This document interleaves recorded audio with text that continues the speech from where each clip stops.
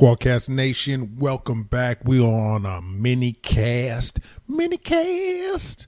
I don't know why I like to sing that, but it's MINICAST. Anyways, we have a special episode with the crew from YouthNet. And who's YouthNet? YouthNet is a youth by youth mental health promotion and intervention organization. And we got to work with them for our current fundraiser, What's Up with Bob? And as some of you guys know, Bridges Over Barriers, aka Bob, is a charity we started to be able to serve our community, serve our kids, have social workers be able to provide timely support for our kids and their families. And so this is our big launch for our fundraiser, November 22nd to the 29th, where you guys are dressing up apples, because that's our symbol of our charity, and being as creative as possible, using the hashtag BobOttawa. And this is all a creation from YouthNet, and these guys are amazing. They're really out there serving our kids in the community to improve their mental health, to destigmatize it, and just be there for each other. It's truly beautiful. And we got a chance to talk to the program coordinator, Fiona Cooligan, and one of the youth advisory committee members, Soph Eglinton, and I utterly enjoyed talking to these guys, and it inspired me to want to do more. And I hope, this is an Ottawa organization, but, those out there that are in different cities and seeing that their kids might be in need, no reason you guys can't do more of the same. So yeah, I'm really proud of this episode. I'm really proud of the initiative we're trying to do, especially this week. So let's not delay things any longer. Let's go. Welcome to Solving Healthcare. I'm Kwadwo Kyeremanteng.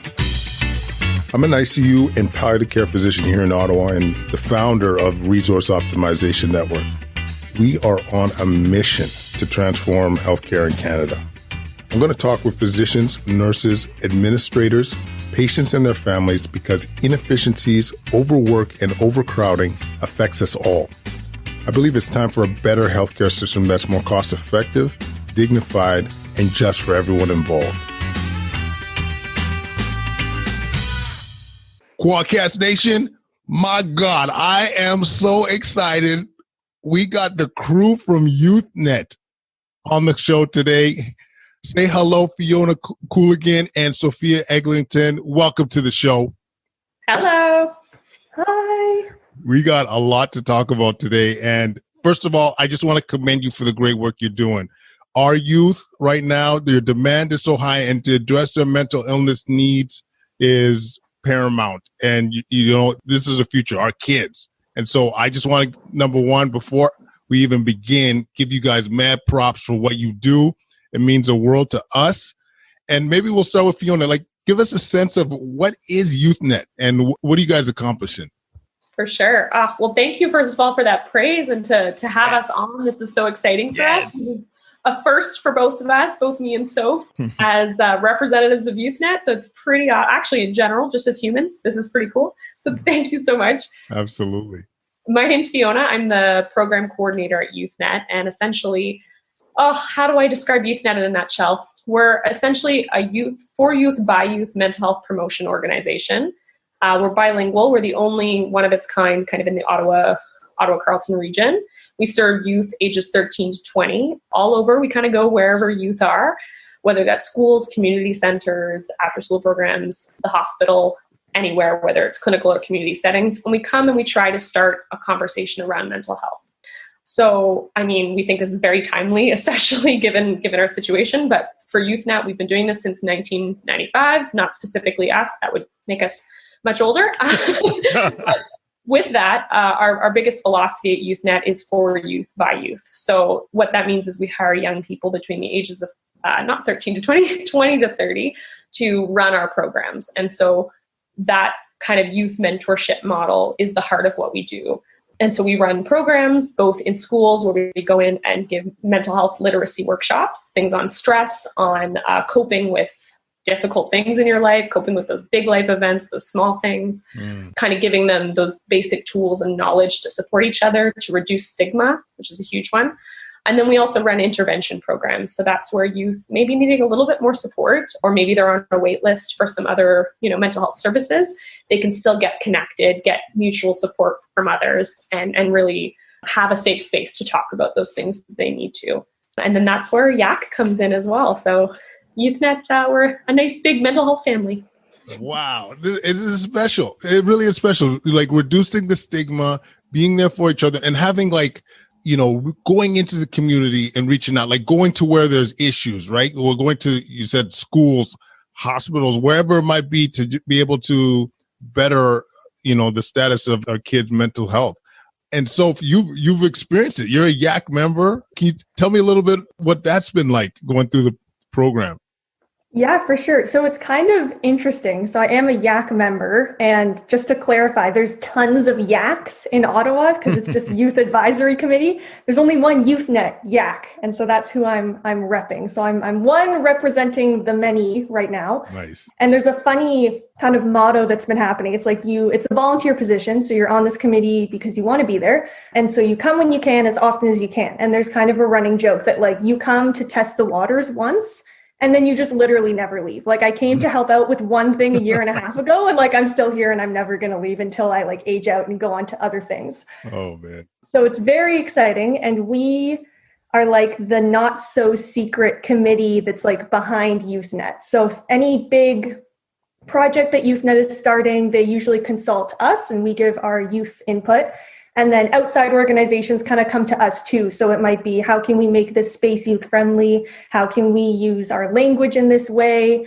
And it involves a lot of talking, but it's kind of amazing because YouthNet is so unique in that it is a place where youth come to talk. And it's like, if you give the youth a voice, like we have lots to say, but sometimes the platform isn't always available. But YouthNet is like, here's the platform, take it and use it. And so it's very special. And we are missing our live in-person space because that has a popcorn machine and some really good food, which is also a staple of YAC. But on Zoom, it's working pretty well. So give us an example of like what you would like an experience, whether it's in person or when you reach out to the community, like just give us a sense of what that's like. Yeah, so it's interesting because it varies. We've done a lot of different initiatives. I'll mention my favorite, and Fiona won't be surprised by it. I really like panels. Like panel is like a golden word for me. I get super excited. And we did a panel with Ottawa U med students and one of their psychology-based clubs, and it involved putting together a panel of YAC members and then having a panel of geopsychologists and psychologists from the Ottawa area. And so the psychologists were asked a series of questions and they talked to YAC and the med students. And then YAC went up and talked to the psychologists and the med students. And it's so interesting because, like you said, the youth are the future. And if we're looking to alter the community in every single aspect, then a huge part of that is going to be affecting the mental health community. So like talking to future doctors, because they're going to be the ones that are, treating these things later on. Exactly. And so yes. It was so much fun. And they were so awesome. The Ottawa U Med students are like amazing. And so that was super, super exciting and very fun. That was last February we did that. Yeah. Yeah. And we're doing another one next year too. So that is exactly as Soap said. That's like one of our favorite things that YAC does. We're just like, we want to talk about mental health. And so if you're not going to come to us, we're going to come find you and talk to you about it.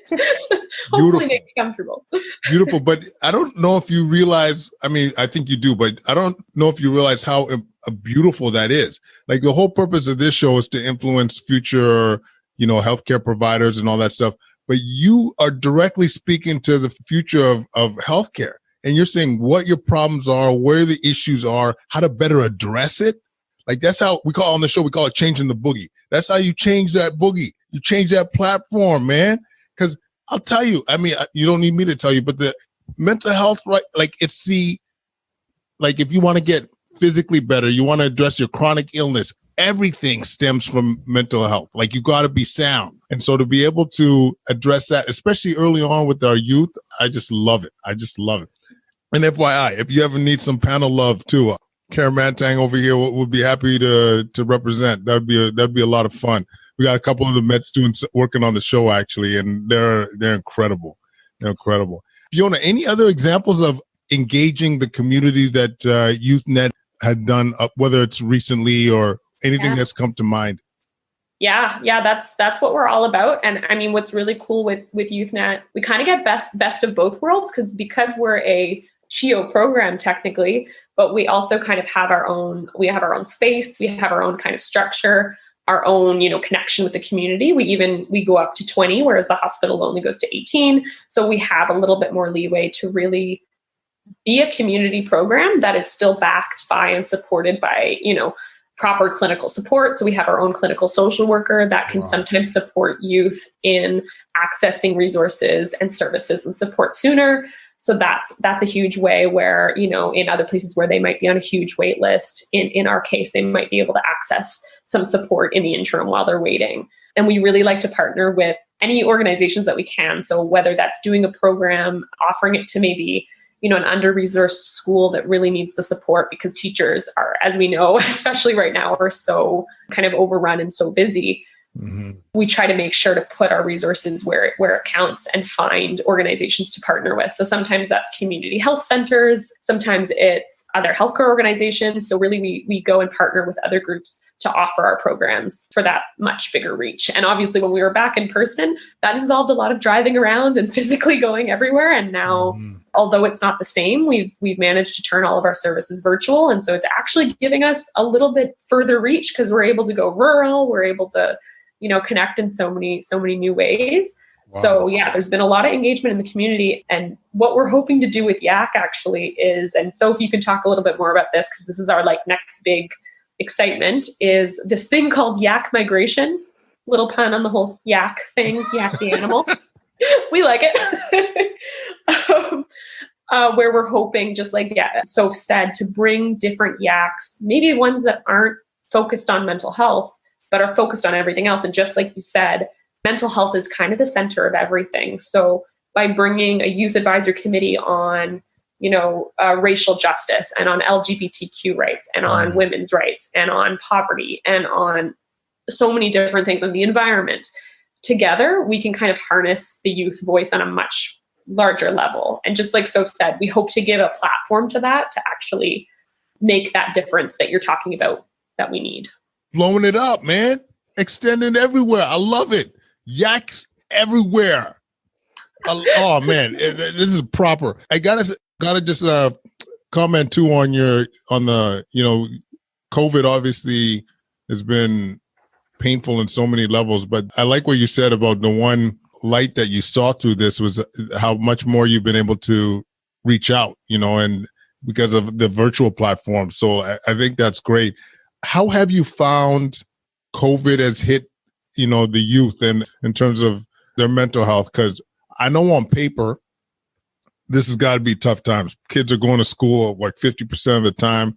I'm not sure a lot of the kids have their outs. Like what I mean by that is whether they play a lot of sports or, music classes or connect with their friends. Like, I don't know if that's happening as much, but I could tell you my wife's a psychologist and I can say they're busy.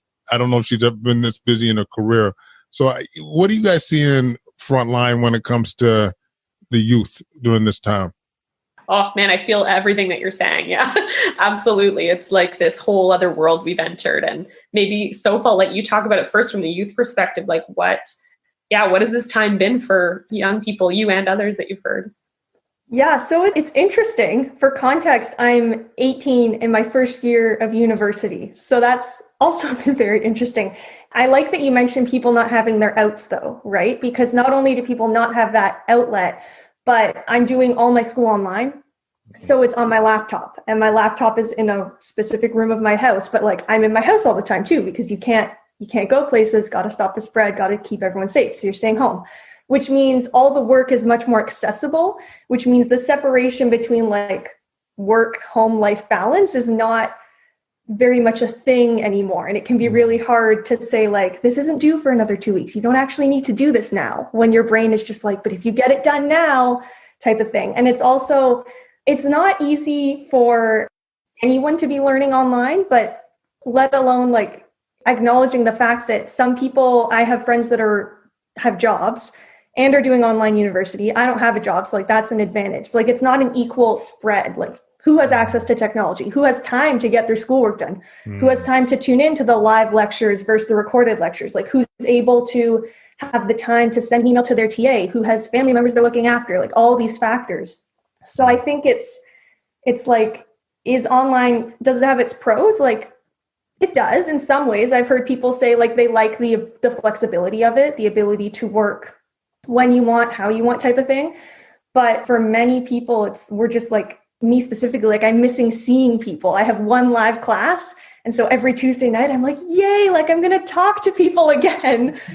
So it's definitely interesting. And I'm lucky I have my break is horseback riding, and that's still able to be done because it's outside. And without that, I would be doing much worse than I am. So I can't even imagine how people who have had theirs taken away are feeling, right? Because if this is your break from school and work, and you can't do that, then what are you supposed to do? Let alone the fact that you're working from home most of the time, and depending on people's family relationships, like there's so many factors involved in this thing known as like online learning or like COVID living, that to account for them all is so hard. But you can say that they will all affect mental health, and mental health will affect all of them. So it's like a kind of, depending on your situation, could be an okay thing, but for a lot of people, I think it's just a very difficult situation. I don't know if that sums it up. I feel like that was very long. No, I everything you said so makes tons of sense. Fiona, I don't know if you want to add to that. Yeah, absolutely. So yes, you said everything so well. It is all those factors and more, exactly.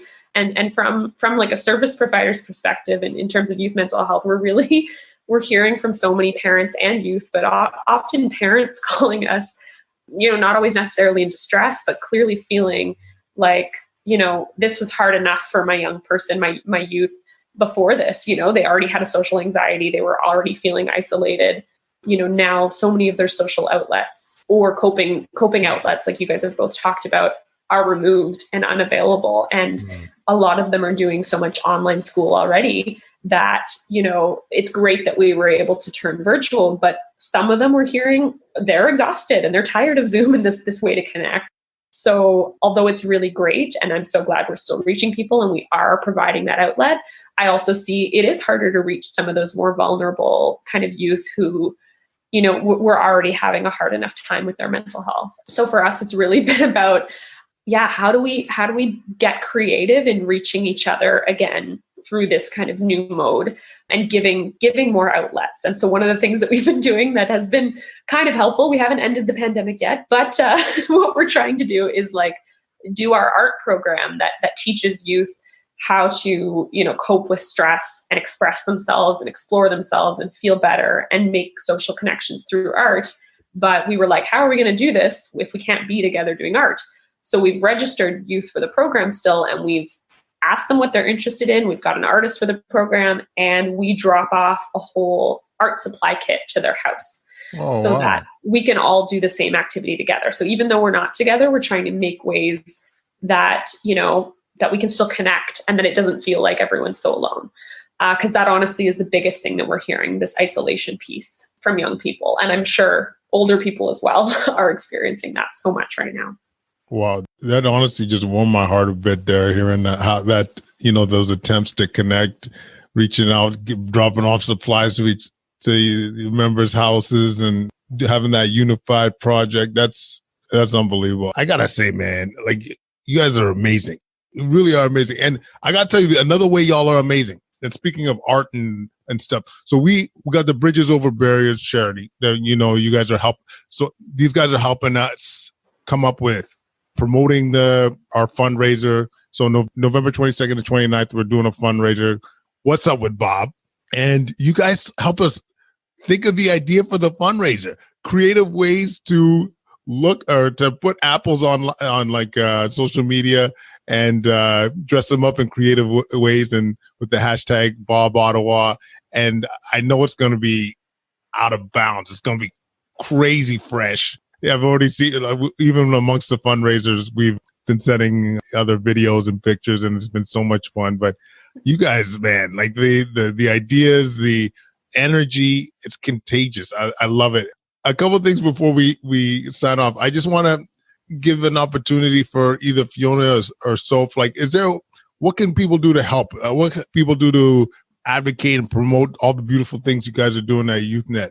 That's a great question. And yeah, thanks so much for promoting Bob as well. Like, we were so excited that it was just another opportunity for us to kind of come together and use our creativity and to have an organization and doctors like you and real, people in charge to come to a group of youth and listen to us and say, oh, actually, we really like your ideas. We're going to partner with you. That's where it is. So honestly, whether this is my message out to everyone, whether you're, a doctor, a nurse, a teacher, any profession, any level of power, anything, just try to connect with young people and try to also connect the young people to places, whether it's YouthNet or YSB, Youth Services Bureau, local community health centers having youth programming. There is so much available right now, but I think one of the problems is not only a lack of awareness of availability, but people are scared to take that first step often, right? So like in some cases, like we had to cancel one program because we didn't have enough people. And we know it's not because the need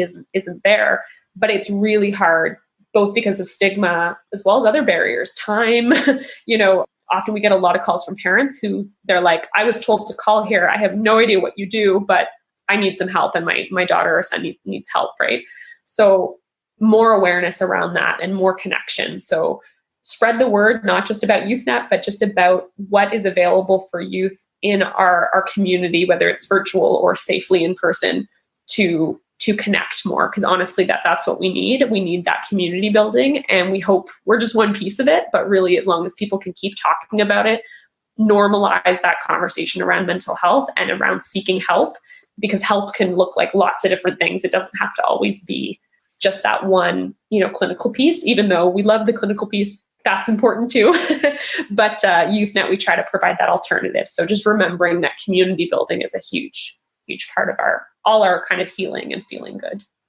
Love it. You heard it from the crew at YouthNet.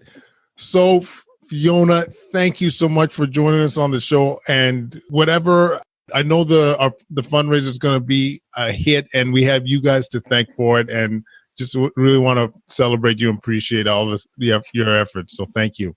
Thank you so much for having us. This was lovely. And thanks so for coming on and doing this with me. First podcast ever down. Oh my gosh. Yeah. Thank you for having us. That was amazing. And yes, I can check that off my list that I didn't know I had, but I have it. All right. Peace.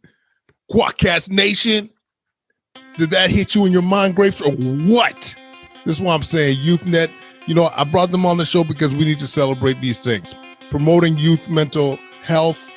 And, this is a local initiative, but, wherever you're at, help promote that locally, whether you're in Windsor, whether you're in Kuala Lumpur, you know what I'm saying? Like, this is something we need to do. This is our future. You know what I'm saying? So follow us at Quadcast on Twitter, Instagram, and YouTube. Leave any comments at quadcast99@gmail.com.